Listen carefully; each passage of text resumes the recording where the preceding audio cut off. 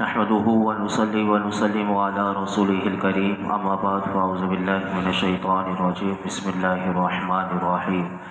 وآية لهم أنا حملنا ذريتهم في الفلك المشحون وخلقنا لهم من مثله ما يركبون، اور ان کے لیے ایک نشانی یہ ہے کہ ہم نے ان کی نسلوں کو بھری ہوئی کشتی میں سوار کیا، اور ہم نے ان کے لیے ویسی ہی کشتیاں بنا دیں جن پر سوار ہوتے ہیں۔ اس سے پہلی آیات میں زمینی اور آسمانی مخلوقات میں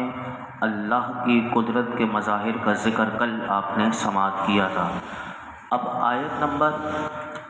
سورہ یاسین شریف کی 41 اور 42 یہاں سے اللہ رب العالمین نے بحری مخلوقات میں، بحری کہتے ہیں سمندر میں، اللہ کی قدرت کے مظاہر کو اللہ نے بیان کیا اور اس میں غور و فکر کی دعوت دی۔ چنانچہ اللہ تعالیٰ نے ارشاد فرمایا کہ لوگوں کے لیے اللہ کی قدرت پر دلالت کرنے والی ایک عظیم نشانی یہ بھی ہے کہ ہم نے ان کی ذریت یعنی نسل کو بھری ہوئی کشتی میں سوار کیا۔ اب یہ ذریت کون سی ذریت؟ اس کے بارے میں علماء نے دو قول لکھے۔ مفسرین فرماتے ہیں ایک قول تو یہ کہ جو ذریت اللہ تعالیٰ نے ارشاد فرمائی اس سے مراد کفار مکہ کی اولادیں ہیں جنہیں وہ تجارت کے لیے بھیجا کرتے تھے، اور جس کشتی میں وہ سوار ہوتے تھے وہ سامان اور اسباب وغیرہ سے بھری ہوئی ہوتی تھی۔ اور دوسرا قول اس میں یہ ہے کہ اس آیت میں جس کشتی کا اللہ تعالیٰ نے ذکر کیا ہے اس سے مراد حضرت نوح علیہ السلام کی کشتی ہے کہ جس میں مکے والوں کے آبا و اجداد سوار کیے گئے تھے، اور یہ ان کی ذریت یعنی ذرات کی شکل میں ان کی پشت میں تھے، اور حضرت نوح علیہ السلام کی کشتی سامان اور اسباب وغیرہ سے بھری ہوئی تھی، اور پھر دنیا کیونکہ اس وقت سب تباہ کر دیا گیا تھا، یعنی روئے زمین پر جو کشتی میں حضرت نوح علیہ السلام کے تھے وہ بچے تھے، باقی سب فنا کر دیا گیا تھا۔ یہاں یہ بھی مراد ہو سکتی ہے۔ یاد رکھیے کہ کشتی نشانی کیسے ہے۔ اب آپ دیکھیں کہ وزنی چیز پانی میں ڈالی جائے تو وہ ڈوب جاتی ہے، اور لیکن کشتی کو دیکھیے کتنی انتہائی وزنی ہونے کے باوجود ڈوبتی نہیں، کہ کشتی میں سینکڑوں افراد ٹنوں کے حساب کے وزن اٹھا کر بھی وہ کشتی جو ہے وہ پانی پر چلتی رہتی ہے، اور وہ کشتی پانی میں ڈوبتی نہیں۔ حالانکہ قانون یہ ہے کہ اگر آپ دیکھیں سمندر میں جا کر کوئی بھی چیز وزنی الگ سے پھینکیں وہ فوراً پانی کے اندر چلی جائے گی، لیکن فرمایا کہ خدا نے کشتی کے لیے یہ نظام ہی ایسا بنایا ہے کہ وہ پانی کے اوپر ہی چلتی ہے۔ اور پھر اسی آیت نمبر 42 میں اللہ تعالیٰ نے ارشاد فرمایا کہ ہم نے مکے والوں کے لیے صورت اور شکل میں حضرت نوح علیہ السلام کی کشتی جیسی اور بھی کشتیاں بنا دی۔ آج بھی دیکھیے کہ کشتی پر سمندر میں کیسا سفر ہو رہا ہے، اور لوگ آ رہے ہیں، تجارت بھی ہو رہی ہے، یہ سارا سامان ہو رہا ہے۔ لیکن اگلی آیت میں اس کشتی کے بارے میں اور جو ہم سفر کرتے ہیں اس سے متعلق اللہ تعالیٰ نے کیا ارشاد فرمایا، سنیے، فرمایا وَإِن نَشَأْ نُغْرِقْهُمْ فَلَا صَرِيخَ لَهُمْ وَلَا هُمْ يُنْقَذُونَ إِلَّا رَحْمَةً مِنَّا وَمَتَاعًا إِلَىٰ حِينٍ، اور اگر ہم چاہیں تو انہیں ڈبو دیں تو کوئی ان کی فریاد کو پہنچنے والا ہو اور نہ انہیں بچایا جائے، مگر ہماری طرف سے رحمت اور ایک وقت تک فائدہ اٹھانے کی مہلت ہو۔ اللہ تعالیٰ نے ارشاد فرمایا کہ اگر ہم چاہیں تو اسی کشتیوں کو اور کشتی میں جو موجود لوگ ہیں ان سب کو پانی کے اندر ڈبو دیں، تو اس وقت کوئی ایسا نہیں ہوگا کہ جو ان ڈوبنے والوں کی فریاد کو سن کر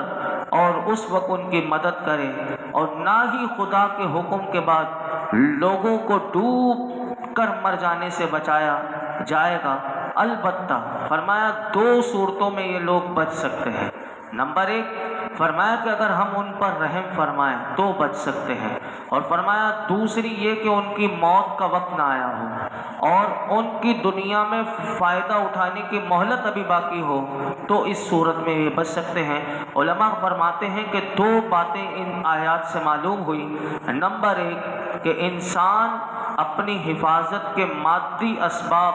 اور ذرائع پر کبھی غرور نہ کرے، یہ آیت پیغام دے رہی ہے، بلکہ اگر اسباب اللہ تعالیٰ نے دیے حفاظت کے وہ سارے اختیار کرنے چاہیے، اگر اختیار کر کے پھر اللہ رب العالمین کی رحمت اور اس کے کرم پر بھروسہ کرنا چاہیے۔ انسان کبھی یہ نہ سمجھے کہ میں نے اپنی حفاظت کے سارے حصار وہ کر لیے اور انہی پر وہ بھروسہ کر لے۔ آپ دیکھ لیجئے کہ کتنے لوگ ہوتے ہیں کہ اپنی حفاظت کے لیے کتنی سیکورٹی رکھواتے ہیں، سب کچھ کرتے ہیں، لیکن اللہ کی رحمت شامل حال نہ ہو اور ان لوگوں کا اللہ پر بھروسہ نہ ہو تو چاہے کتنی بھی سیکورٹی ہو لیکن وہ بچ نہیں پاتے۔ اسی طرح دوسری بات یاد رکھیے گا کہ عیش و آرام اور نعمتوں سے مالا مال ہونے کی حالت میں اللہ کے عذاب اور اس کے قہر و غضب سے غافل ہونا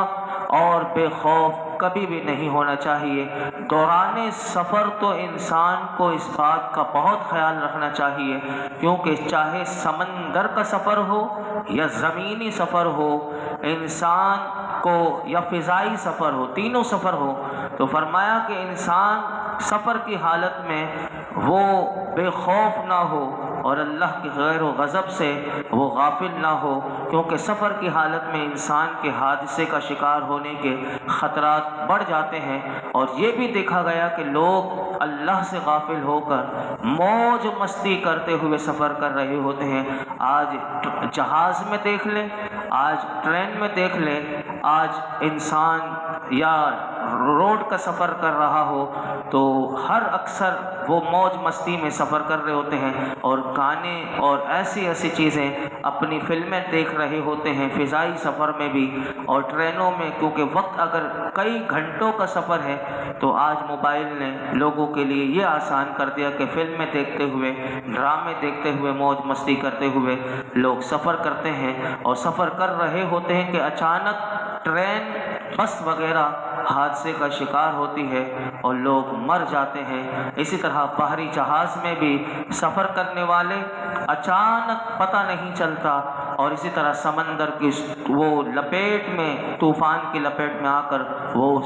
ایسا طوفان ہوتا ہے کہ وہ سمندر میں ہی غرق ہو جاتے ہیں۔ اسی طرح ہوائی جہاز میں دیکھیں، چاہے وہ کتنا بھی اس کا کنٹرول روم سے ہو، لیکن کب اس کی وہ عقل کام بھی نہیں کرتی، وہ جہاز ٹکرا جاتے ہیں پہاڑوں سے اور اچانک پھر وہ پرزے بھی انسان کی باڈی کے نہیں ملتے۔ تو اس لیے یہ آیت پیغام دے رہی ہے کہ اللہ تعالیٰ نے فرمایا کہ اگر ہم چاہیں تو انہیں ڈبو دیں تو کوئی نہ ان کی فریاد کو پہنچنے والا ہو، اور انسان اس طرح موج مستی کرتے ہوئے اگر مر جائے تو پھر بتائیے ایسی موت کیسی موت ہوگی۔ کہ اسی طرح حدیث پاک میں آتا ہے جو جس حالت پر مرے گا اسی حالت پر اٹھے گا۔ اب اللہ کا ذکر کرتے ہوئے مرے گا تو اللہ کا ذکر کرتے ہوئے اٹھے گا، اور موج مستی کرتے ہوئے اور ایسی حالت میں مرے تو وہ خود سوچ لے کہ کیا منہ لے کر اللہ کی بارگاہ میں جائے گا۔ آگے اللہ تعالیٰ نے ارشاد فرمایا وَإِذَا قِيلَ لَهُمُ اتَّقُوا مَا بَيْنَ أَيْدِيكُمْ وَمَا خَلْفَكُمْ لَعَلَّكُمْ تُرْحَمُونَ وَمَا تَأْتِيهِمْ مِنْ آيَةٍ مِنْ آيَاتِ رَبِّهِمْ إِلَّا كَانُوا عَنْهَا مُعْرِضِينَ، اور جب ان سے فرمایا جاتا ہے ڈرو اس سے جو تمہارے سامنے ہے اور جو تمہارے پیچھے آنے والا ہے، اس امید پر کہ تم پر رحم کیا جائے، اور جب کبھی ان کے رب کی نشانیوں میں سے کوئی نشانی ان کے پاس آتی ہے تو وہ اس سے منہ پھیر لیتے ہیں۔ اللہ تعالیٰ نے